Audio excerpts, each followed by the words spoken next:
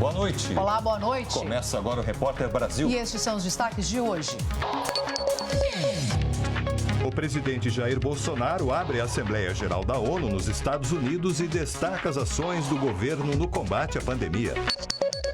E Joe Biden participa pela primeira vez da Assembleia da ONU como presidente dos Estados Unidos. Afirma que o país está em alerta contra o terrorismo, mas quer diminuir o número de bases militares no exterior. A Câmara dos Deputados cria uma comissão especial que vai avaliar o parcelamento das dívidas judiciais do governo federal. E ainda faltam exatamente 2 meses para o Enem 2021 e a gente traz dicas para essa reta final de estudos.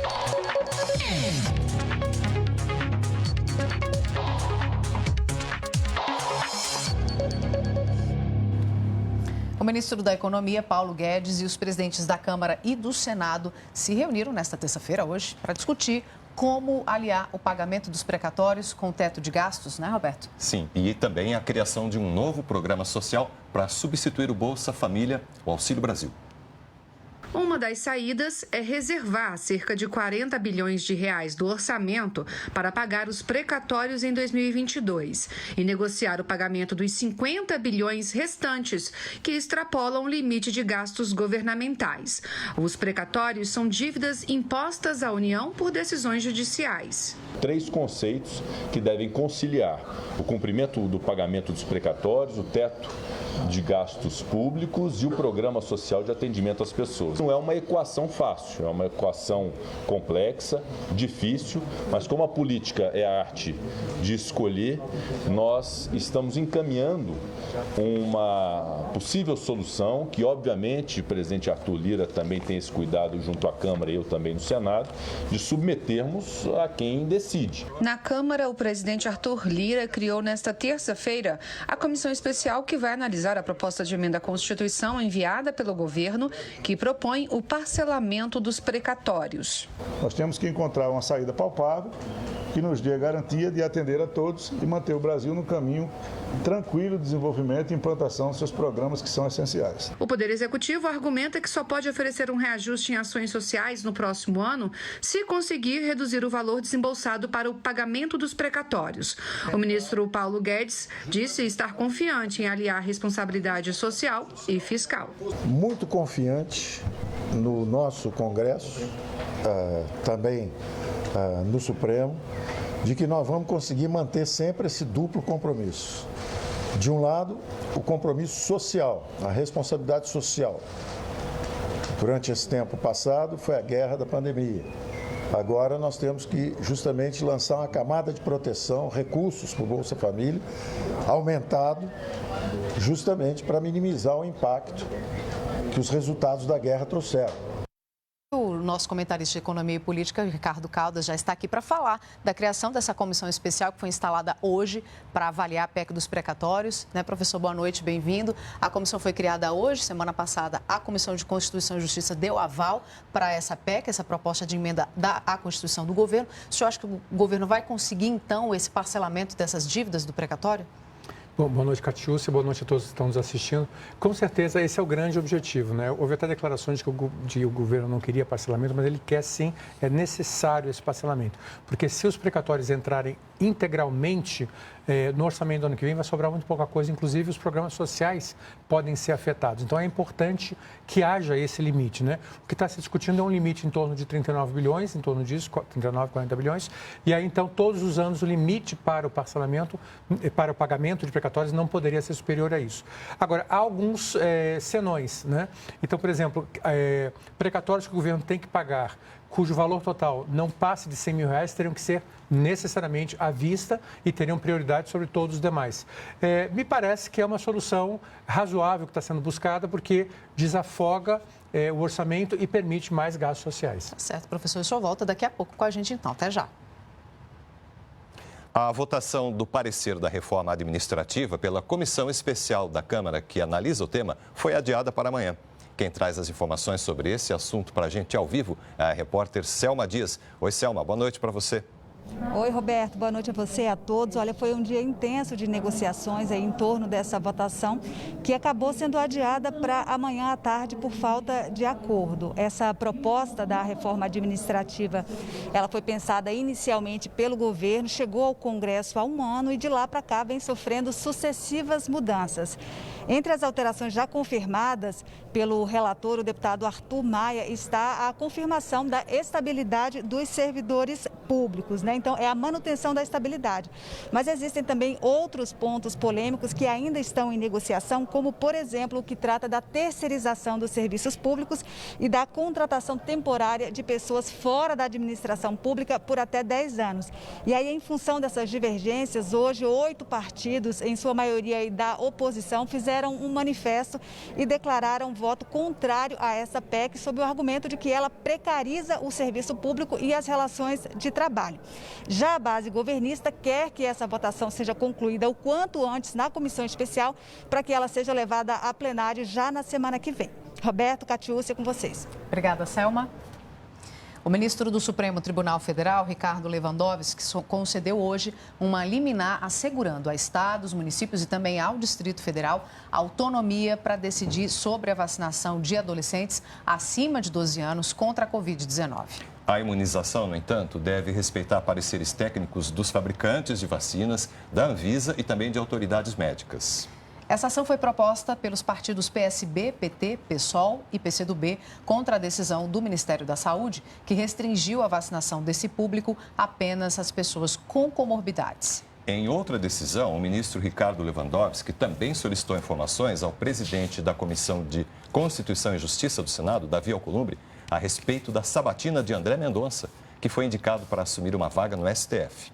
A sabatina é um pré-requisito para que o Senado vote a indicação e Alcolumbre vem adiando a convocação de Mendonça.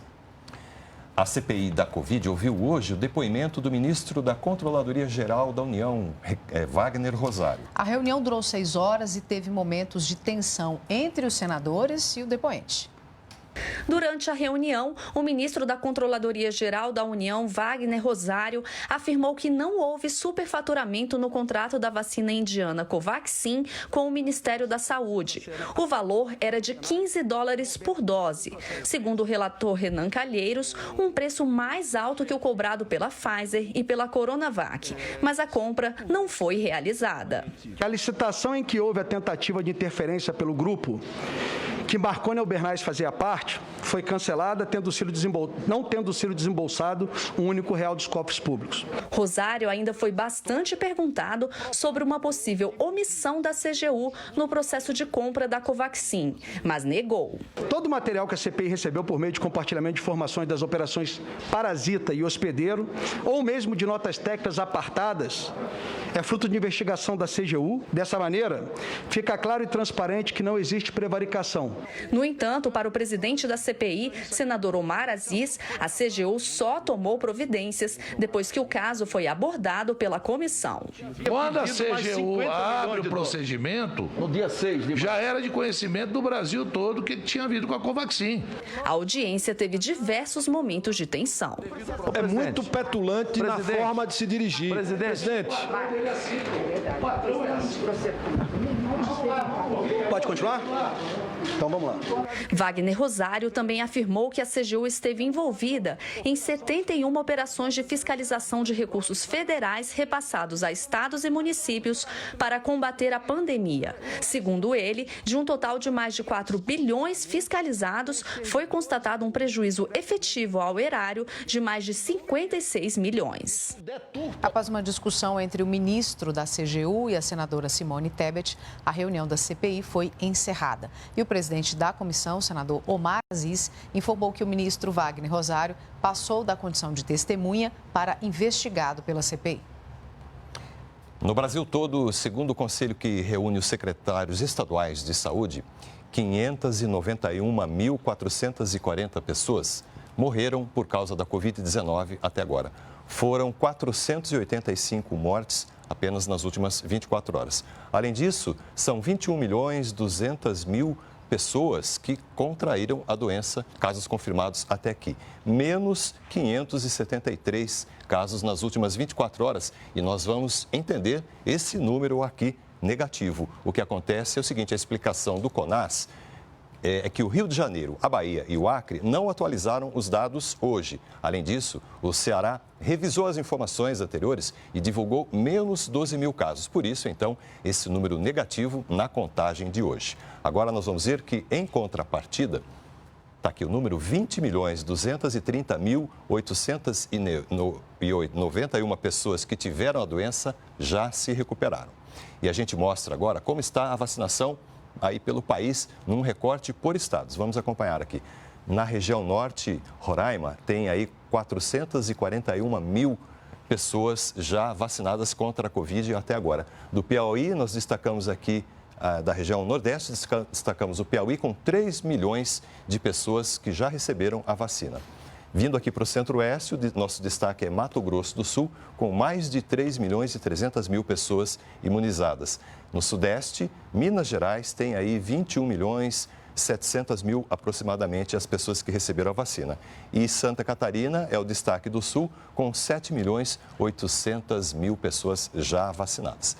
E ainda, segundo o Ministério da Saúde, foram distribuídas até agora 288 milhões de doses aproximadamente. Desse total, 223 milhões 400 mil já foram aplicadas nos brasileiros em geral, sendo que 142 milhões e 200 mil receberam a primeira dose, 81 milhões 263 mil receberam também a segunda dose ou a dose única da vacina. A crise provocada pela pandemia e o alto desemprego levaram mais pessoas para as ruas das cidades. Quem convive com essa população aponta que famílias inteiras foram para as ruas nos últimos meses. Todo dia, pessoas em busca de café da manhã lotam esse centro comunitário na região central de São Paulo. O local é gerido por uma igreja católica em parceria com a prefeitura. Com mais de 70 anos de idade, o padre Júlio Lancelotti frequenta o espaço diariamente. Hoje, esteve acompanhado de voluntários franciscanos e jovens judeus. Voluntariamente, como os outros, nós viemos aqui e ajudamos ele nesse amor ao próximo, ajudar a distribuir alimentação, mas também, como ele sempre diz, esse olhar no olho do outro e sentir-se próximo com o outro. A gente tinha exatamente 500 kits de higiene e falaram para trazer tudo, a gente trouxe tudo e foi maravilhoso ter essa experiência com o padre, com a comunidade aqui da Moca. O aumento da fome é visível, é uma situação desumana e essa desumanização dilacera as pessoas e pessoas dilaceradas não amam. Em março do ano passado, 221 mil pessoas estavam em situação de rua no país, segundo o Instituto de Pesquisa Econômica Aplicada, o IPEA, situação que piorou com a crise provocada pela pandemia. Além de ela estar crescendo, ela também está mudando de perfil nos últimos anos. E antes nós tínhamos como perfil predominante os homens de meia idade desacompanhados. Hoje nós vemos o crescimento de mulheres, famílias e crianças em situação de rua. Há 7 anos, o projeto SP Invisível atua para apoiar as pessoas que estão nas ruas de São Paulo. Um moletom bonitão. Obrigado. E também uma máscara. O projeto também busca dar voz a essa população, contando suas histórias de vida. Como Renan, que por causa da pandemia perdeu o emprego e foi parar na rua. Ele conseguiu se reerguer, voltou a trabalhar como garçom e hoje mora em uma pensão. Se alguém abre oportunidade para alguém, você pode ter certeza. Pode ser uns que viram as costas, mas pode ser outros que vão ajudar. A gente acredita muito que o cuidado das pessoas de forma individualizada transforma muito a realidade daquela pessoa. Uma situação que tem que ser olhada e mudada para que a gente consiga ter uma sociedade melhor e mais humanizada. Hoje é o dia do Alzheimer, não é, Catiúcia? Data criada pela Organização Mundial de Saúde para incentivar a divulgação de informações sobre essa doença. Principalmente para quem lida com pessoas idosas, é preciso ficar atento a alguns sintomas. Para manter o ritmo dos neurônios, Elza Egipto do Amaral, de 88 anos, faz fisioterapia e tem aulas de musicoterapia. Ela também se ocupa com o crochê e cuidando de plantas. Há 7 anos teve um diagnóstico difícil, descobriu que estava com Alzheimer. Tem dias que ela está bem, tem outros que ela agride, que ela xinga, que ela não quer tomar banho, que ela não quer trocar fralda. No início foi um pouco difícil difícil, mas com a medicação tudo foi acalmando. A doença de Alzheimer é um transtorno progressivo que afeta a memória, o pensamento e a orientação. É um tipo de demência, condição que, segundo o relatório da Organização Mundial da Saúde, em 2050 pode afetar 139 milhões de pessoas em todo o mundo. Pessoas com histórico familiar de Alzheimer têm maior risco de desenvolver a doença. Os principais sinais de alerta são não lembrar de acontecimentos recentes, repetir a mesma pergunta, dificuldade para acompanhar conversas, se perder em caminhos conhecidos ou mudanças no temperamento. O mais importante é a gente compreender a doença, entender as bases e principalmente o processo. Mesmo que ele não te conheça mais, mesmo que ele não saiba mais quem é você sempre vai saber quem ele é, você sempre vai saber quem ela é, e isso no final é tudo que realmente importa. A gente muda de assunto agora para falar do Exame Nacional do Ensino Médio, né? Já estamos na reta final de preparação para o Enem 2021. As provas vão ser realizadas nos dias 21 e 28 de novembro, pelos mais de 3 milhões de estudantes que fizeram a inscrição. Faltam apenas 2 meses para o Enem. Hora de focar em alguns temas. O Gabriel, que é professor de linguagens, reforça a importância de se preparar muito bem para a redação. Você precisa presumir quais dúvidas o seu leitor poderia ter junto ao seu texto.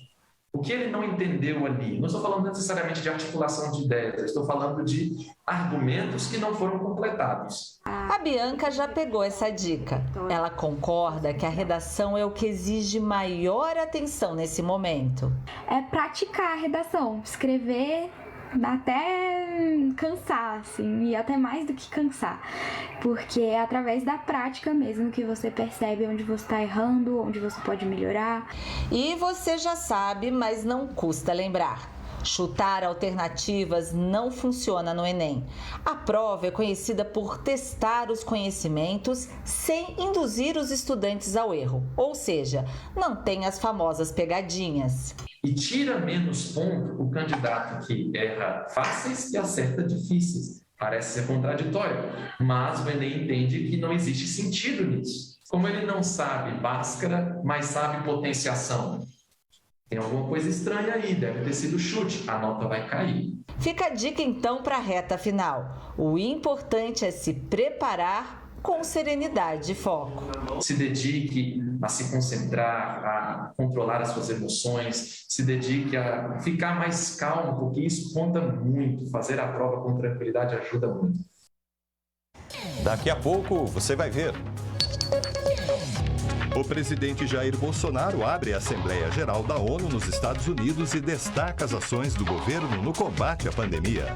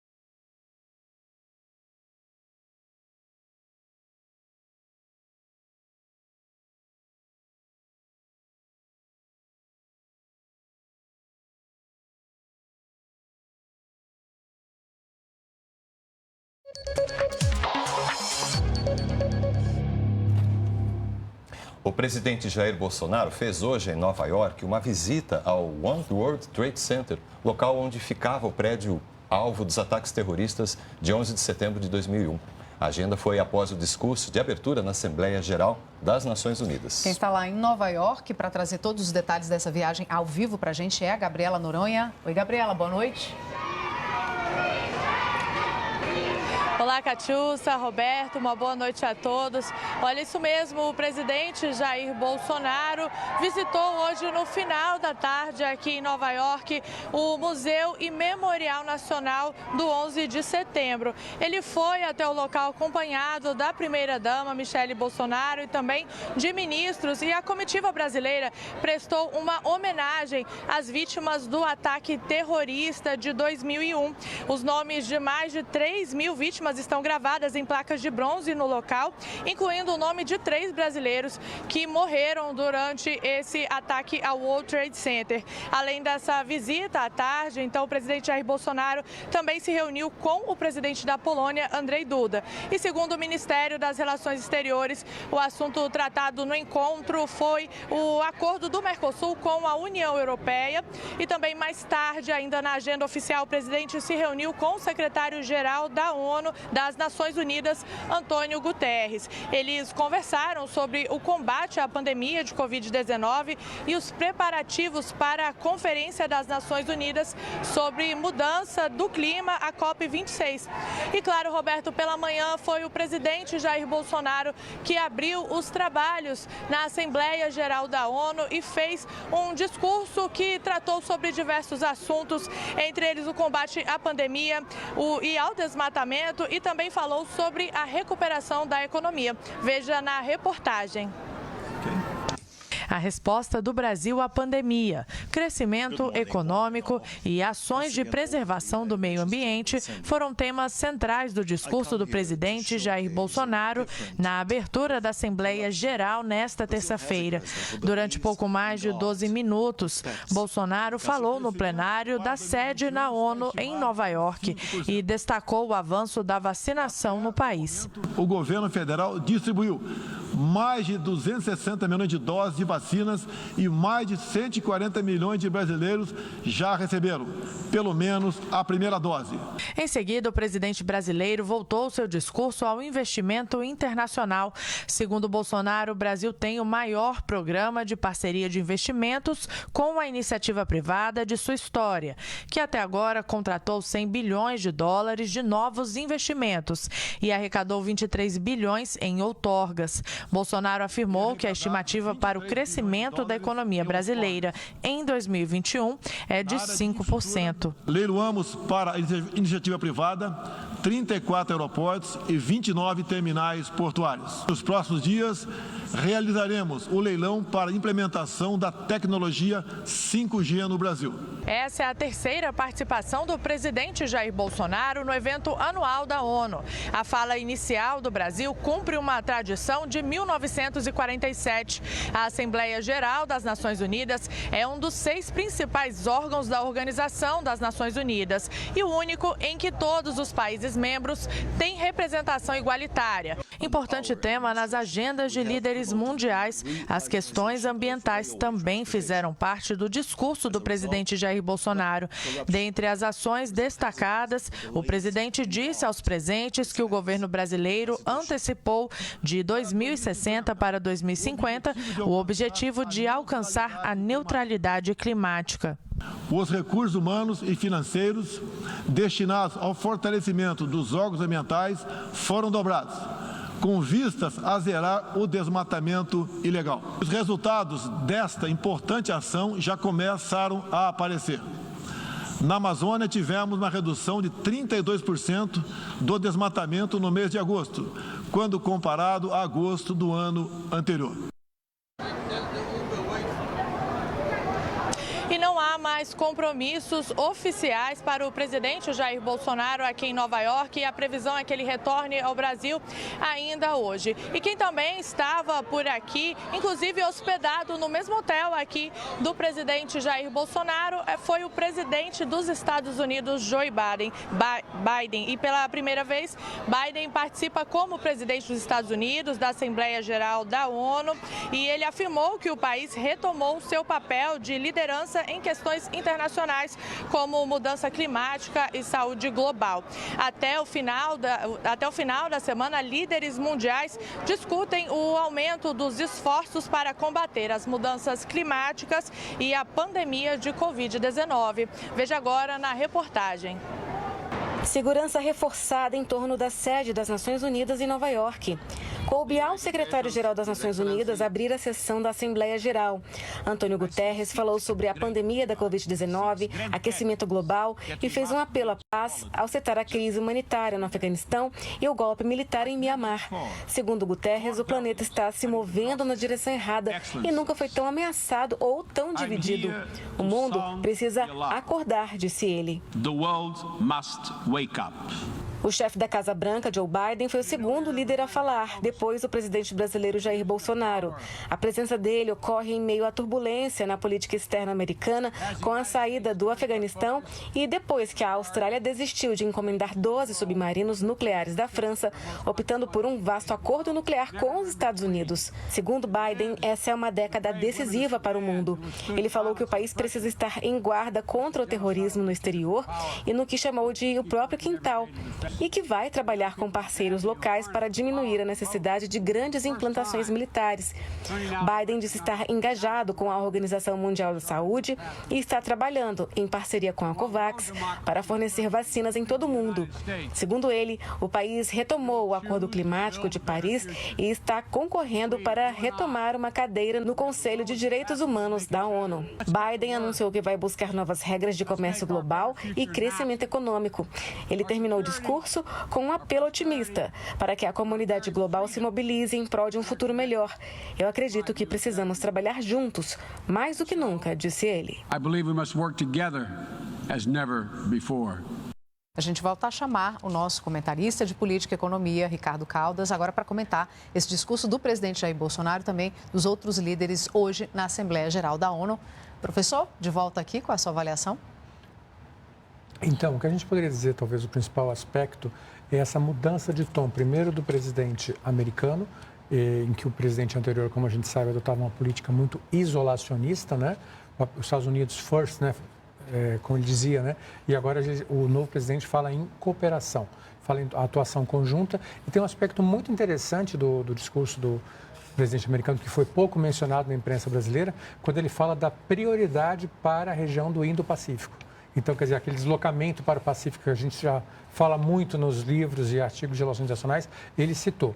No caso do presidente brasileiro, então eu diria que a característica do discurso do presidente americano, moderação, ênfase na cooperação e busca de uma saída comum. Né? No caso do presidente brasileiro também, a gente vê isso no discurso, ele enfatizou muito o aspecto econômico das privatizações que foram realizadas, depois ele mencionou um aspecto da importância de uma boa política ambiental, então eu diria que nesse ponto a gente pode falar já de um U-turn, né? De uma mudança já na retórica brasileira e talvez da conscientização sobre a importância de participar desses fóruns internacionais, o que é totalmente diferente do que nós vimos há 2 anos atrás. E aí a gente também pode falar muito sobre a questão da importância da energia renovável, que foi destacada pelo presidente, e da importância de ter uma economia de baixo carbono. Então eu achei que foram discursos bem modernos, bem com a cara do século XXI, nesse sentido. Obrigada, professor. Até amanhã.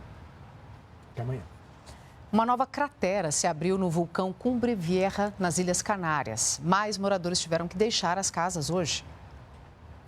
Moradores da Vila La Laguna tiveram que sair às pressas. Autoridades deram 1 hora para que eles deixassem suas casas enquanto a lava continua a descer. Até agora, 6.000 pessoas deixaram a ilha de La Palma, onde fica o vulcão, e outras 4.000 devem ser retiradas em breve. Mais de 100 casas foram destruídas. O Cumbre Vieja entrou em erupção no domingo e lançou pedras de fogo a centenas de metros de distância. A última vez que ele havia entrado em atividade foi há 50 anos. Agora, as autoridades monitoram a chegada da lava ao Oceano Atlântico. Os cientistas dizem que, ao tocar o mar, as lavas devem soltar gases tóxicos na atmosfera. Na Itália, o vulcão Etna também entrou em erupção hoje, soltando fumaça a uma distância de 9.000 metros de altura. As cinzas atingiram aldeias vizinhas, mas não há alerta de perigo. O Etna fica na Sicília e é o vulcão mais ativo da Europa. Essa é a segunda vez este mês que ele entra em erupção. A cidade do Rio de Janeiro entrou em estágio de mobilização esta tarde por causa de fortes ventos que chegaram a 77 km por hora. A ventania derrubou dezenas de árvores e muitas caíram em cima de carros e postes de energia elétrica. O vento arrancou telhas de casas e comércios. Algumas linhas de trem pararam de funcionar para evitar o comprometimento da infraestrutura férrea. A ponte Rio-Niterói também foi interditada por cerca de 20 minutos. A cidade continua em estágio de mobilização, mas a ponte Rio-Niterói já foi liberada e os trens já voltaram a operar. Não houve vítimas fatais. O estágio de mobilização é o segundo nível em uma escala de 5 e significa que há riscos de ocorrências de alto impacto na cidade.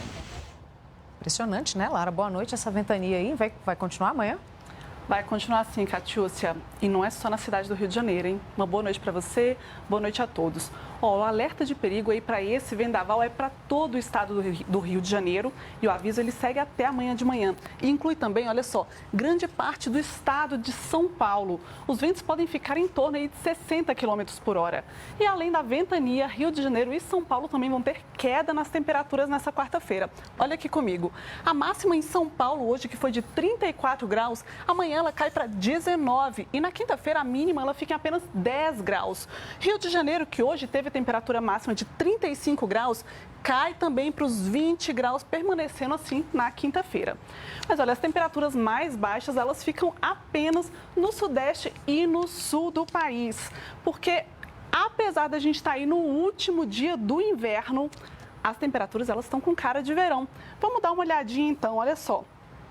A gente destacou aqui aquela onda de calor que continua no centro-oeste. Eu destaquei algumas cidades nessa região onde as temperaturas mínimas estão com cara de máximas e as máximas elas passam dos 40 graus. Em Alto Horizonte, em Goiás, por exemplo, amanhã a mínima vai ser de 28 graus e máxima de 42. E olha só, várias capitais também vão registrar as máximas acima de 30 graus amanhã. Aqui em Brasília, por exemplo, a máxima vai ser de 35 graus, Palmas 39, Teresina e Cuiabá, elas podem chegar aos 40 graus. E é para a capital Mato Grossense que a gente vai ao vivo. Nesse momento, os termômetros registram 39 graus em Cuiabá, a umidade do ar está em só 12%. E a temperatura máxima ela deve permanecer aí nos 40 graus durante toda essa semana. E para finalizar, a gente vai então do calor do centro-oeste para o friozinho do sul. Vemos aqui Caxias do Sul, no Rio Grande do Sul, faz 9 graus na cidade agora e amanhã a mínima vai ser de apenas 4 graus. A máxima ela pode chegar aí aos 20 graus. É isso, Catiúcia. Até amanhã. História, né? Obrigada. Até amanhã. Até amanhã. Estamos no Setembro Amarelo, mês de prevenção ao suicídio, e foi pensando nessa data que o filme Por que Você Não Chora foi lançado e segue em cartaz nos cinemas. O longa-metragem fala sobre a importância do cuidado com a saúde mental. Uma ferramenta potente no debate de um tema tão delicado como o suicídio e a saúde mental, o audiovisual. A diretora Cibele Amaral traz fatos e experiências reais para a obra Por que Você Não Chora? O espectador acaba mergulhando no universo tão particular daqueles que pedem ajuda. Eu segui todas as recomendações, inclusive na fase da montagem, eu mudei, porque eu participei de debates, eu mostrei trechos do filme, eu mostrei o filme inteiro para uma turma de psicólogos, e aí eu fui tendo feedbacks e fui me adaptando. E hoje eu tenho uma consciência que é uma obra que está muito responsável. A atriz brasiliense Carolina Monte Rosa mergulha profundamente em um universo desconhecido para ela, o das doenças mentais. Jéssica, interpretada por ela, é uma estudante de psicologia que tem como missão acompanhar uma paciente que sofre do distúrbio borderline. A intempestiva Bárbara, interpretada por Bárbara Paz. A minha filha volta e meia fala, mamãe, não pode chorar, né? Eu falo, não pode chorar. Ela pode chorar? Ela fica até chocada. Pode, filha, é melhor ficar rindo, é mais divertido, mas se você quiser chorar, você pode. Então, eu acho que são pequenos hábitos, pequenas frases que a gente sempre ouviu que não podia, que tinha que ser isso, que tinha que ser aquilo, que isso é feio, e que a coisa vai incrustando ali no nosso cérebro de geração em geração. E de repente você vai vendo, não pode falar, é legal pra caramba. Você tá se sentindo com medo, você tá com ciúme, vamos resolver isso, vamos falar sobre isso. A TV Brasil vai ampliar o seu sinal no norte do país. Nesta terça-feira foi firmado um convênio de cooperação técnica com a TV Unir, a TV da Universidade Federal de Rondônia. Neste primeiro momento, mais de 500 mil pessoas de Porto Velho serão beneficiadas com a programação. Depois, o sinal vai ser ampliado para o restante do estado. Com a parceria, a TV Unir promete levar os conteúdos da Amazônia para o restante do país. De Rondônia para o resto do Brasil. É isso que promete a parceria firmada entre a TV Brasil e a TV Unir de Rondônia. O novo canal 35 vai levar ao ar conteúdos de qualidade nas áreas de educação, cultura, artes e ciências. A ideia é divulgar mais as pautas dos povos amazônicos e a produção científica da região norte. A reitora da Unir está otimista com a parceria. A ideia é que a gente consiga falar de Amazônia para o território nacional de uma forma diferente, né? Levando também conhecimentos e conteúdos que são produzidos nessa região, fortalecendo as nossas pautas, fortalecendo a nossa capacidade de produzir críticas, de produzir conhecimentos, de produzir arte, cultura, o turismo. Tem uma infinidade de possibilidades e o nosso objetivo é colocar Rondônia no circuito nacional, oferecendo o que há de melhor para os nossos telespectadores, né? É o grande charme da Rede Nacional de Comunicação Pública, o que a diferencia de todas as outras redes, né, de televisão, é que de fato é um intercâmbio de mão dupla, né? Nós, além de levar o conteúdo da TV Brasil para um pessoal até então desassistido, nós valorizamos e queremos, assim que a TV Unir tiver condição de produzir conteúdo local, garantir um espaço para ela na grade nacional. E uma outra afiliada da TV Brasil, a TV Encontro das Águas, acaba de completar 50 anos. Em 1971, no bairro Praça 14 de Janeiro, nasceu a Televisão Educativa do Amazonas, Canal 2. Era o primeiro passo para consolidar um sistema público de comunicação que levaria educação por meio da TV a regiões distantes. Evoluímos muito nesses 50 anos. Digitalizamos o nosso sinal, migramos do sinal de rádio de ondas tropicais para FM. Nos associamos à empresa Brasil de Comunicação, a conhecida TV Brasil, que acompanhou as mudanças de perto. A TV ganhou multicanais, ocupou as mídias sociais e, mais uma vez, cumpriu o seu papel educador ao transmitir as teleaulas da rede pública de ensino para o Amazonas, que serviu até de modelo para outros estados do país. Além de transmissões do Festival Amazonas de Ópera, missas, live dos bois bumbás, festival folclórico e muito conteúdo da terra. Em pleno 2021, iniciamos o projeto de interiorização, levando o sistema de comunicação Encontro das Águas a alcançar 20 municípios do Amazonas. São 50 anos de história e temos muito a celebrar. Estiveram hoje com a gente as intérpretes de Libras, a língua brasileira de sinais, Brenda Rodrigues e Elisângela Guimarães. Repórter Brasil fica por aqui. E a gente lembra que hoje às 10h30 da noite, da TV Brasil exibe um filme, Casinha Pequenininha, de 1963, em homenagem ao ator Luiz Gustavo, que morreu no último domingo. Até amanhã. Obrigado pela companhia. Fique com imagens do Rio de Janeiro nesse dia de ventania. Uma boa noite. Até amanhã. Tchau.